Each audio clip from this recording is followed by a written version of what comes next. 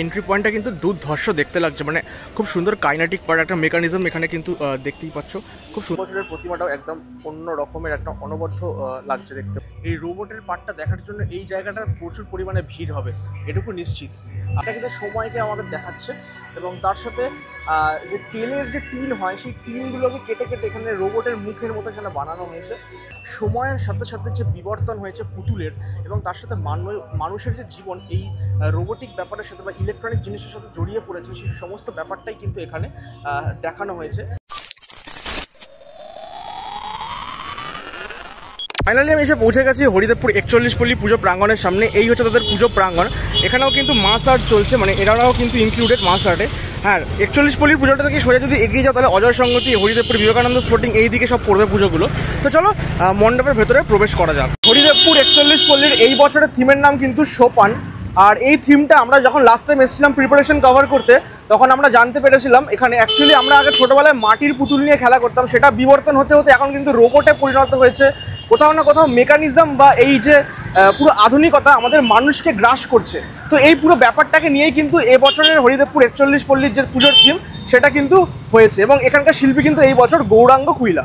দেখো এখানে পোস্টার দেওয়া আছে যেখানে লেখা আছে 22 তারিখ পর্যন্ত মাস আর্ট চলছে এবং তারপরে তোমরা কিন্তু এন্ট্রি করতে পারবে। মানে 22 তারিখ রাত্রিবেলায় বা সন্ধ্যাবেলার পর কিন্তু এখানে উদ্বোধন আছে এবং 22 তারিখ রাত্রিবেলায় অথবা 23 তারিখ থেকে কিন্তু তোমরা এই হরিদেবপুর 41 পল্লী ক্লাবের পুজো প্রাঙ্গণে তোমরা কিন্তু প্রবেশ করতে পারো। আর হ্যাঁ, মণ্ডপটা কিন্তু শুরু হচ্ছে ঠিক ওই জায়গাটা থেকে। খুব সুন্দর সুন্দর কাইনেটিক পার্ট আমরা দেখতে পাচ্ছি এইখান থেকে। তো অবশ্যই মণ্ডপের ভেতরে প্রবেশ করে তোমাদের দেখাবো। মণ্ডপের এন্ট্রি পয়েন্টটা কিন্তু দুর্ধর্ষ দেখতে লাগছে, মানে খুব সুন্দর কাইনেটিক পার্ট একটা মেকানিজম এখানে কিন্তু দেখতেই পাচ্ছ। খুব সুন্দর লাগছে এটা, বিশেষ করে এটা যারা রিলস ফরম্যাটে ভিডিও বানায় তাদের জন্য কিন্তু খুব দারুণ একটা জায়গা। এবং অবশ্যই এটা হচ্ছে এন্ট্রি পয়েন্টে আমি দেখতে পাচ্ছি বেশ কিছু ওই জলের যে জার, সেই জার দিয়ে কিন্তু একটা রোবোটিক ব্যাপার এখানে কিন্তু তৈরি করা হয়েছে। আর হ্যাঁ, এই বছর যেমনটা বললাম থিমের নাম সোপান। গৌরাঙ্গ কুইলা হচ্ছে আর্টিস্ট। এখানে কিন্তু থিম সম্পর্কে পুরো নোটটা দেওয়া আছে, তোমরা চাইলে পজ করে পড়ে নিতে পারো। তো চলো মণ্ডপের ভেতরে প্রবেশ করা যাক। এটা কিন্তু জাস্ট অসাধারণ লাগছে, মানে ঢুকেই মানে খুব সুন্দর লাগলো এই জায়গাটা দেখতে।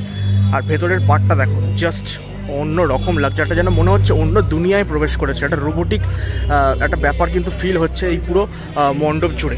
পার্টটা কিন্তু জাস্ট অসাধারণ লাগছে। যখন গেছিলাম প্রস্তুতি পড়বে তখন এই জায়গাটা একদম অন্যরকম লাগছিল। লাইটিং লেগে যাওয়ার পর এই জায়গাটা দারুণ লাগছে দেখতে।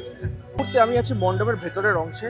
এখানে কিন্তু বেশ কিছু আমি ছবি দেখতে পাচ্ছি এবং তার সাথে প্রচুর পরিমাণে এই ধরনের প্রচুর ঘড়ি ব্যবহার করা হয়েছে, যেগুলো কিন্তু প্রত্যেকটাই কাইনেটিক পার্ট। দেখো এগুলো কিন্তু মুভমেন্ট করছে, প্রত্যেকটা কিন্তু মুভমেন্ট করছে। এটা কিন্তু সময়কে আমাদের দেখাচ্ছে এবং তার সাথে যে তেলের যে টিন হয় সেই টিনগুলোকে কেটে কেটে এখানে রোবটের মুখের মতো এখানে বানানো হয়েছে।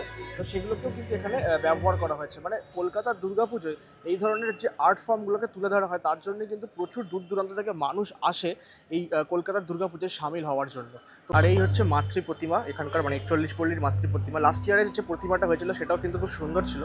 আর এই বছরের প্রতিমাটাও একদম অন্য রকমের একটা অনবদ্য লাগছে দেখতে। মানে যখন এসেছিলাম তখন পায়ের চক্ষুদানটা হচ্ছিল, এখন কিন্তু আমি দেখতে পাচ্ছি পুরো রেডি হয়ে গেছে মা এবং অবশ্যই সেটা কিন্তু দেখতে অসাধারণ লাগছে। মায়ের বেনারসিটা কিন্তু খুব গর্জিয়াস।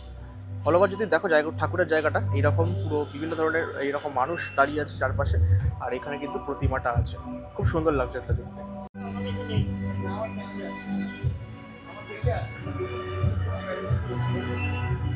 ডেফিনেটলি তোমরা 22 তারিখের পরে চলে আসবে এই হরিদেবপুরের প্যান্ডেলটি ভিজিট করতে। দারুণ একটা কিন্তু কাজ এখানে হয়েছে। আর অবশ্যই এর নিয়ারেস্ট মেট্রো স্টেশন বলতে গেলে এখানে আশেপাশে তোমার মনে এক উত্তম কুমার মেট্রো স্টেশন আছে, সেখান থেকে নেবে অটো করে কিন্তু হরিদেবপুরের এই পুজোগুলো তোমরা কিন্তু দেখতে পারবে। তো অবশ্যই আজকের এই ভিডিওটা কেমন লাগলো ডেফিনেটলি কমেন্ট বক্সে জানিও। ভালো লেগে থাকলে লাইক, কমেন্ট, শেয়ার এগুলো সমস্তটাই করে দিও। দেখা হচ্ছে পরবর্তী ভিডিওতে অন্য কোনো পুজো প্রাঙ্গণে।